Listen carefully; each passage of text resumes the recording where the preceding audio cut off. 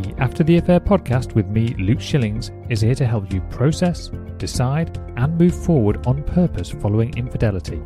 Together, we'll explore what's required to rebuild trust not only in yourself, but also with others. Whether you stay or leave, I can help. And no matter what your story, there will be something here for you.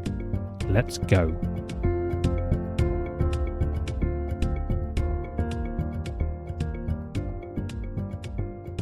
Hello and welcome back to the After the Affair podcast. I'm your host, Luke Shillings, and today you're listening to episode number 177. Today's episode was sparked from another listener email.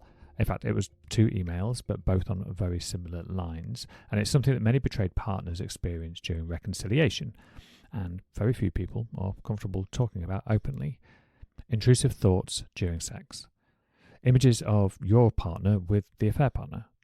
Scenes that you have obviously never witnessed, or very unlikely to have witnessed, but yet your mind fills in the blanks anyway.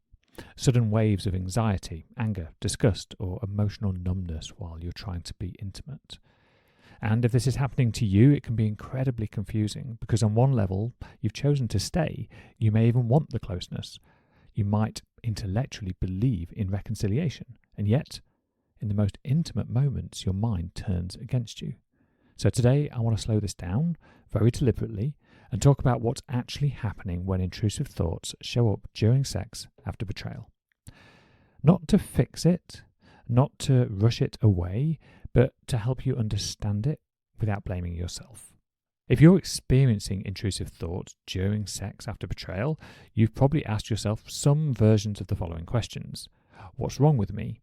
Why can't I just be present? Does this mean I'm not over it? Does this mean reconciliation isn't working or was the wrong choice? Will sex ever feel normal again? And very often, these thoughts are accompanied by shame. Because sex is supposed to be about connecting, healing, reassuring. So when your mind fills with images of the affair partner instead, it can feel like a personal failure. But here's the thing I want to say very clearly. Intrusive thoughts during sex are not a sign that reconciliation is failing. They are a sign that your nervous system hasn't integrated the betrayal yet. That's a very different thing. Let's talk about why these thoughts don't just show up randomly.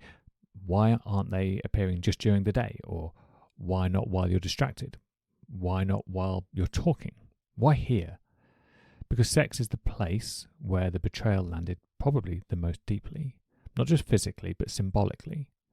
Sex is where exclusivity lived. Safety was assumed.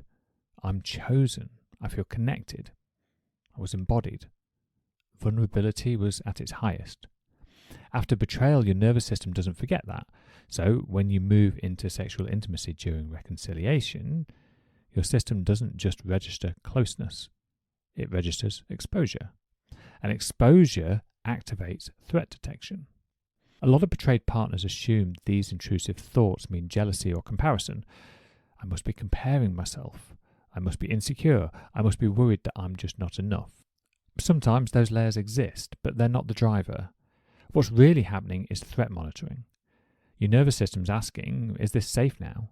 Has this been made safe? Or is this where I was hurt before? The image of the affair partner isn't about desire, it's about vigilance. Your brain is trying to answer an unresolved question. Can I be fully exposed without being blindsided again? And until that question is answered at the body level, not a logical one, the thoughts will keep appearing. Another reason these thoughts feel so intense is because betrayal often leaves gaps. You don't know everything. You can't. You weren't there. You may never have full details. And the brain hates incomplete stories. So it fills in the blanks. Not because you want to torture yourself, but because your mind is trying to complete the file. Sex is a moment where defenses are low. The imagination has space. The body is open, exposed.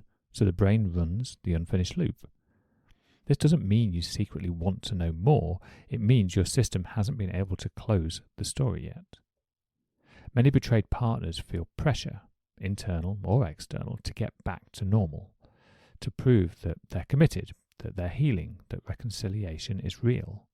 So they themselves then push to have sex even when it feels internally unsafe. And this is where things often get worse, because when sex happens while your system is braced for impact, your body learns something. Sex is where danger appears. So the next time, the intrusive thoughts arrive sooner. The anxiety spikes faster. The shutdown happens earlier. And this is not because you're failing. It's because your nervous system is learning from experience. This is an important distinction. Many people frame this as a sexual compatibility problem, but it isn't. It's a safety problem. Your body hasn't yet learned that this partner is now different. This context is now safer. This experience won't repeat the original injury. And bodies don't learn safety through reassurance or logic. They learn it through consistent, non-threatening experience over time. There's a cultural narrative that says, if you're having sex again, you must be healing. That narrative can cause harm because it turns sex into a test, a metric, a proof of progress, and sex cannot carry that weight. When sex becomes proof, it stops being safe. So instead of asking, why can't I enjoy sex, maybe a more accurate question is, why doesn't my body trust this yet? That question removes self-blame, and it points us towards the real work. So let's talk about what supports this process without forcing it. First, it's separating the sexual availability from emotional obligation. You're not required to be sexually available in order to be committed to reconciliation. That belief alone reduces the pressure.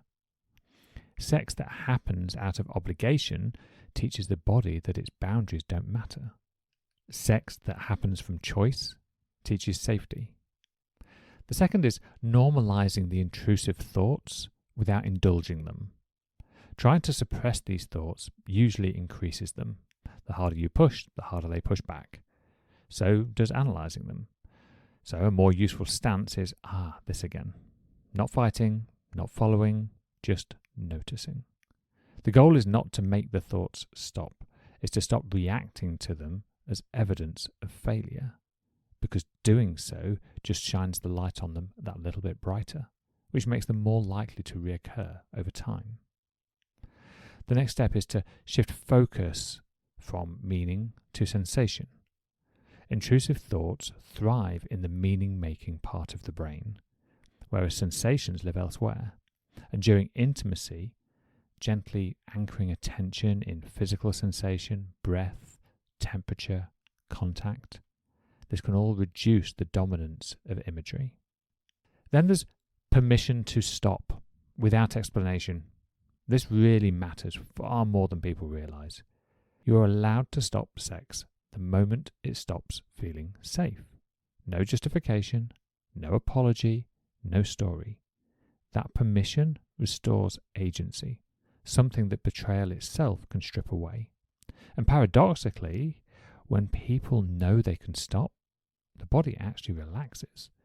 It's feeling like you've got no choice that increases the tenseness, that increases the detail of the imagery. Sometimes we just need to acknowledge the grief without bypassing it. Many betrayed partners are grieving something specific, the belief that sex was exclusively theirs, the innocence, the meaning they thought it held. That grief, it doesn't just disappear because reconciliation has begun. It has to be felt, and grief that is allowed tends to loosen those intrusive images over time. Many people say, I just want sex to feel good again, but underneath what they're really saying is, I want sex to feel safe again. Safety comes first, enjoyment follows, not the other way around. So progress isn't arousal or frequency or enthusiasm. Instead, it's less tension, slightly more presence, slightly quicker recovery when thoughts appear, but ultimately more choice. These are nervous system markers, not sexual ones. Sex during reconciliation isn't about reclaiming the past. It's about learning to relate to intimacy in a changed reality. Same body, same partner, different nervous system, different meanings. That, it takes time, and forcing it only teaches the body that it's not allowed to protect. and forcing it only teaches the body that it's not allowed to protect itself. If intrusive thoughts are showing up during sex right now, it doesn't mean that you're doing it wrong. It doesn't mean that you're broken. It doesn't mean that you are incorrect in your choice to reconcile. It doesn't mean reconciliation itself is doomed. And it doesn't mean that you're failing. It means your system's still learning what safety actually feels like after this profound rupture. That learning cannot be rushed, but it can be supported with patience, agency, and understanding. If you're navigating reconciliation and struggling with intrusive thoughts during intimacy, support can really help you understand what your body is communicating without pushing yourself beyond the capacity. Through one-to-one coaching, I help betrayed partners build safety, agency, and self-trust at a pace that actually holds. You can learn more at lifecoachluke.com, or you can reach out directly. Just drop me an email, luke@lifecoachluke.com. You don't need to force intimacy. You need safety to return. Okay, I'll talk to you all next week. Take care.